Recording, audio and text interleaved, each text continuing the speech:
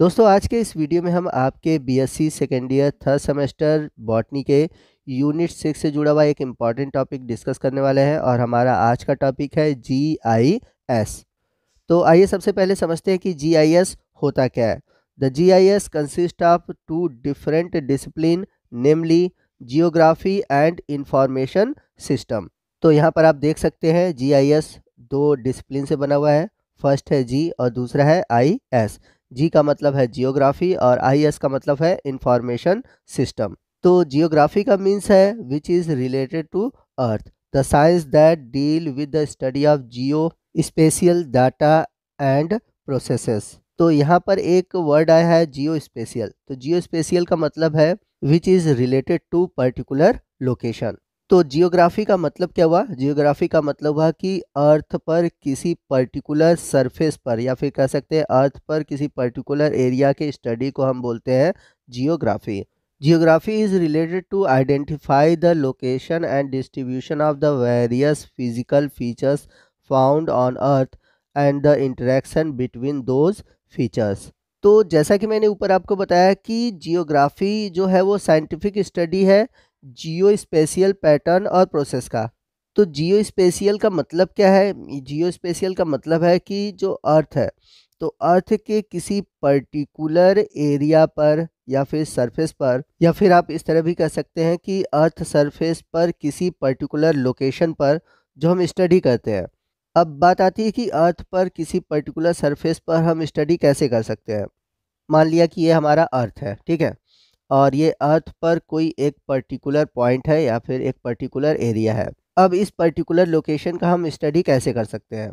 तो इसके लिए हम अर्थ पर इसका कोऑर्डिनेट देखेंगे। क्या देखेंगे? कोऑर्डिनेट देखेंगे। तो कोऑर्डिनेट के लिए हम दो चीज़ें देखते हैं, एक है लॉन्गिट्यूड और दूसरा है लैटिट्यूड। तो लॉन्गिट्यूड और लैटिट्यूड से हमें कोऑर्डिनेट पता चल जाएगा और कोऑर्डिनेट अगर हमें पता चल जाता है तो उस पर्टिकुलर लोकेशन का हमें अर्थ पे पता चल जाएगा।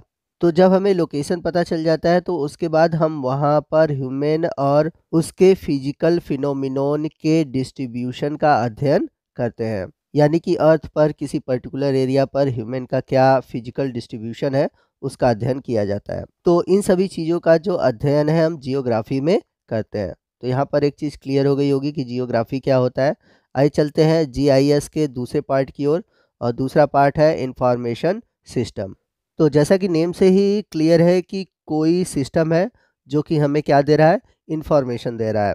तो ये जो इंफॉर्मेशन सिस्टम होता है ये कॉम्बिनेशन होता है, यानी कि जो इंफॉर्मेशन सिस्टम होता है वह किसी न किसी चीज़ों से मिलकर बना होता है। तो आइए देखते हैं कि ये किन किन चीज़ों से मिलकर बना होता है। तो सबसे पहला है पीपल, यानी कि लोग। दूसरा है हार्डवेयर एंड सॉफ्टवेयर। तो यहाँ पर कुछ टॉपिक आपको कंप्यूटर का देखने को मिलेगा और ये आपके सिलेबस में भी मेंशन है। बस यहाँ पर मैं आपको शॉर्ट में सॉफ्टवेयर और हार्डवेयर समझा देता हूँ।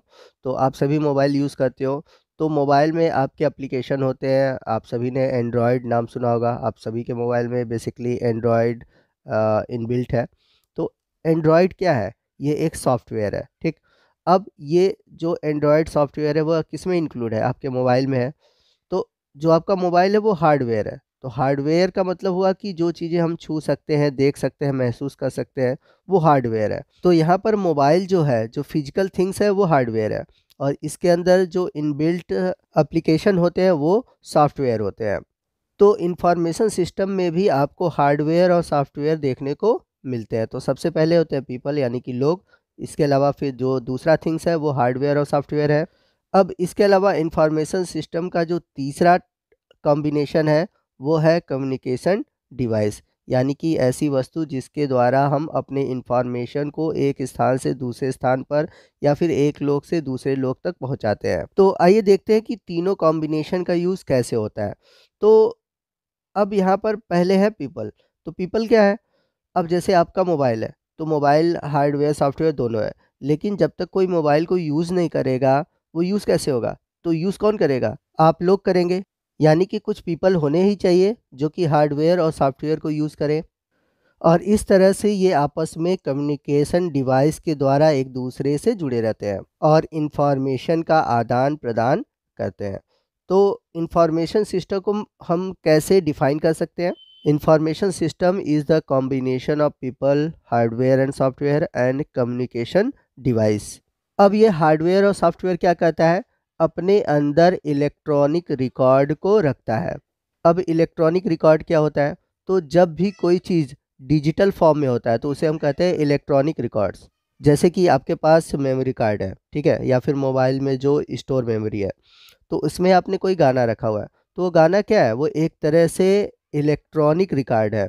तो यहाँ पर हम बात करें हैं जियो स्पेशियल डाटा की, यानी कि मैंने बताया था कि अर्थ के सरफेस पे होने वाली जितनी भी फिनोमिना है, चाहे वो ह्यूमन का लोकेशन हो या फिर फिजिकल डिस्ट्रीब्यूशन हो, तो जितनी भी चीज़ें हो रही हैं उनको हम एक डेटा के रूप में रखते हैं और वो डेटा कहलाती है इलेक्ट्रॉनिक रिकॉर्ड्स। तो इलेक्ट्रॉनिक रिकॉर्ड रखे कैसे जाते हैं, तो आपका जो भी डेटा है, चाहे वो जियोग्राफिकल डिस्ट्रीब्यूशन का है, तो जो डेटा आप रख रहे हैं, वो जो डेटा मिल रही है उसको हम बोलते हैं इनपुट ऑफ सोर्स फाइल। यानी कि आपके पास लोकेशन से रिलेटेड जितने भी डेटा है आप उनको क्या कराते हो, इनपुट कराते हो, यानी कि किसी भी डिवाइस में स्टोर कराने के लिए भेजते हो। अब इसके बाद क्या होता है, उसके बाद दूसरा होता है रिकॉर्डिंग ऑफ इलेक्ट्रॉनिक डाटा। तो आपका जो डेटा इनपुट हुआ है, अब वो डाटा इलेक्ट्रॉनिक डाटा के रूप में रहता है। तो यहाँ पर आपको बता दें कि आपने जो डेटा लिया हुआ है, इनपुट किया हुआ है, वो इरेगुलर फॉर्म में होता है। अब उस इरेगुलर फॉर्म को जब हम रेगुलर फॉर्म में करते हैं तो वो रिकॉर्डिंग इलेक्ट्रॉनिक डाटा कहलाता है। अब उस डेटा को जब हम अरेंज करके किसी पर्टिकुलर फॉर्म में रखते हैं तो वो कहलाता है आउटपुट ऑफ डेटा। अब यहाँ पर हम जो डेटा स्टोर करते हैं वो दो फॉर्म में होते हैं, एक होता है डॉक्यूमेंटेशन और दूसरा है इंडेक्सिंग। तो डॉक्यूमेंटेशन क्या होता है मैं आपको समझा देता हूँ। जैसे कि आपके पास कोई डेटा आया हुआ है लखनऊ का, ठीक है, और दूसरा डेटा आया हुआ है दिल्ली का। तो इसमें करेंगे क्या कि हम डॉक्यूमेंट तैयार करेंगे, जैसे पहले लखनऊ का तैयार कर लिए, ठीक। अब हमें दिल्ली का अगर डॉक्यूमेंट तैयार करना है तो हम लखनऊ वाले डॉक्यूमेंट के हेल्प के आधार पर दिल्ली का भी डेटा तैयार कर पाएंगे। दूसरा है इंडेक्सिंग। इंडेक्सिंग क्या होता है, तो जब भी आप बुक देखते हो तो बुक में आपके दिया होता है इंडेक्स, उसमें दिया होता है कि इस पेज से इस पेज के बीच ये टॉपिक दिया हुआ है, ठीक है। तो इंडेक्सिंग में क्या होता है कि इसी तरह से इंडेक्स बने होते हैं और उसमें पेज वाइज दिया गया रहता है कि इस पेज से इस पेज पर आपको ये लोकेलिटी या फिर उस लोकेशन में जो ह्यूमन एक्टिविटी है वो सभी चीज़ें इंडेक्स में दी होती है। तो इंडेक्स के थ्रू आप आसानी से जो भी आपको पॉइंट देखने हैं, जो भी चीज़ें आपको खोजनी हैं, वो खोज सकते हैं। आइए मैं आपको कुछ जीआईएस से जुड़े हुए सॉफ्टवेयर के बारे में बता देता हूँ।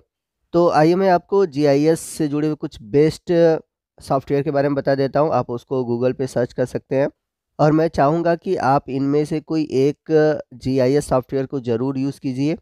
तो सबसे पहला जो सॉफ्टवेयर है वो है QGIS।